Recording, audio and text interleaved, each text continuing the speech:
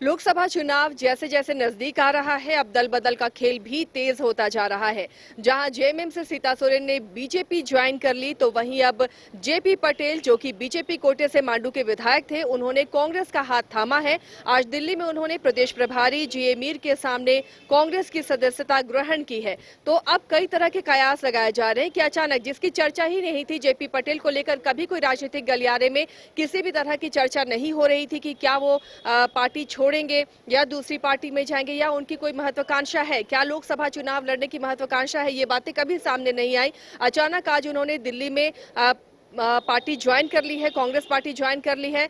अब अगला कदम क्या होगा? क्या लोकसभा उनके निशाने पर है? क्या लोकसभा का चुनाव वो लड़ना चाहते हैं और इसलिए उन्होंने ये कदम उठाया है? हमारी सहयोगी करिश्मा हमारे साथ जुड़ी हुई है। करिश्मा, ये बड़ा कदम जेपी पटेल ने क्यों उठाया और कांग्रेस का दामन थामा? क्या हम ये माने कि हजारीबाग से लोकसभा चुनाव लड़ने की उनकी इच्छा है? जी देखिए, अगर कांग्रेस की बात करेंगे आसिया, तो हजारीबाग से अंबा प्रसाद और ये भी कहा जा रहा था कि यशवंत सिन्हा को शायद दोनों में से किसी एक को टिकट कांग्रेस दे सकती है। लेकिन जैसे ही कांग्रेस की बड़का गांव विधायक अंबा प्रसाद के आवास में ईडी की दबिश देखने को मिली, उसके बाद कयासों का बाजार जो है वो गर्म हो गया था। और ऐसे में यही माना जा रहा था कि कांग्रेस कहीं ना कहीं विकल्प तलाश रही है, यानी कि कांग्रेस एक स्ट्रॉन्ग कैंडिडेट के रूप में हजारीबाग लोकसभा सीट में लड़वाने के लिए उतारने वाली है। अब ऐसे में आपने सही कहा कि मांडू विधायक, जो बीजेपी कोटे के विधायक थे जेपी पटेल, उनका जिक्र दूर दूर तक नहीं था। और ऐसे में कई लोगों का जिक्र जरूर सामने आ रहा था कि शायद कांग्रेस की ओर से उन्हें टिकट मिल जाएगा। लेकिन आज जिस तरीके से जेपी पटेल ने कांग्रेस का दामन थामा है, इससे ये जरूर पता चल रहा है कि आने वाले समय में शायद कांग्रेस की ओर से भी यही रणनीति होगी कि जेपी पटेल को चुनावी मैदान में उतारा जाए। क्योंकि अगर जेपी पटेल ने बीजेपी को छोड़कर अगर कांग्रेस का दामन थामा है, वो भी आगामी लोकसभा चुनाव से पहले, तो इसका मतलब यही होता है कि कहीं ना कहीं उन्हें भी यहाँ पर लोकसभा चुनाव लड़ना है। अब देखिए, सवाल ये उठता है कि आखिर कांग्रेस की ओर से किस तरीके से मंथन किया जाएगा।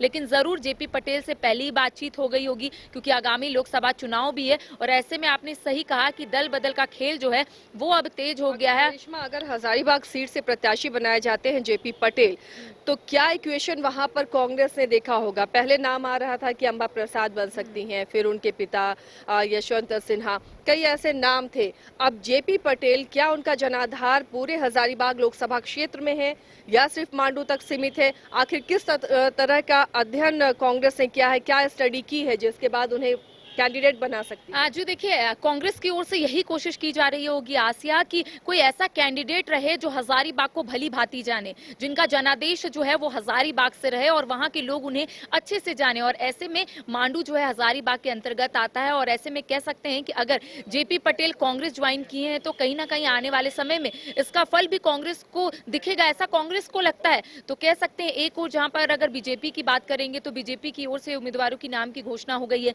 मनीष जायसवाल को चुनावी मैदान में उतारा गया है। तो एक स्ट्रॉन्ग कैंडिडेट को कांग्रेस जो है वो कहीं ना कहीं हजारीबाग में उतारना चाहती है। और उन्हें ऐसा लग रहा है कि मांडू विधायक जेपी पटेल शायद स्ट्रॉन्ग कैंडिडेट है, क्योंकि मांडू, मैंने आपको पहले कहा कि हजारीबाग के अंतर्गत आता है। और ऐसे में कांग्रेस की कोशिश यही है कि किस तरीके से स्ट्रॉन्ग कैंडिडेट को हजारीबाग में उतारा जाए। आपने सही कहा कि पहले अंबा प्रसाद का नाम सामने आ रहा था, फिर उनके पिताजी योगेंद्र साव का नाम सामने आ रहा था, उसके बाद ये कहा जा रहा था कि यशवंत सिन्हा शायद चुनावी मैदान में उतरेंगे।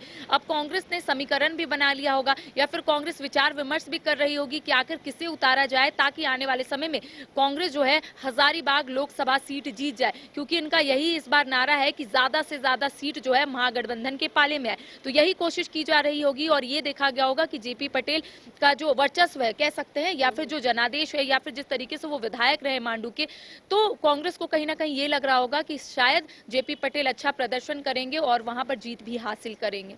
चलिए, तो जेपी पटेल अगर कांग्रेस की तरफ से लोकसभा के हजारीबाग कैंडिडेट बनते हैं, तो ये मुकाबला इतना आसान नहीं होगा, क्योंकि हजारीबाग से लगातार विधायक रहे मनीष जायसवाल, जिन्हें बीजेपी ने टिकट दिया है और उनका मजबूत वहां पर आधार है और जनता के बीच में काफी वो लोकप्रिय रहे हैं, एक जनाधार उनका है। अब उनके सामने जेपी पटेल को अगर कांग्रेस लाती है, तो क्या आकलन है, क्या अध्ययन है और किस वजह से कांग्रेस जेपी पटेल को ला रही है, उन तमाम नामों को छोड़ते हुए, ये थोड़े दिनों में पता चल पाएगा। फिलहाल आप देखते रहिए न्यूज़ 22 को।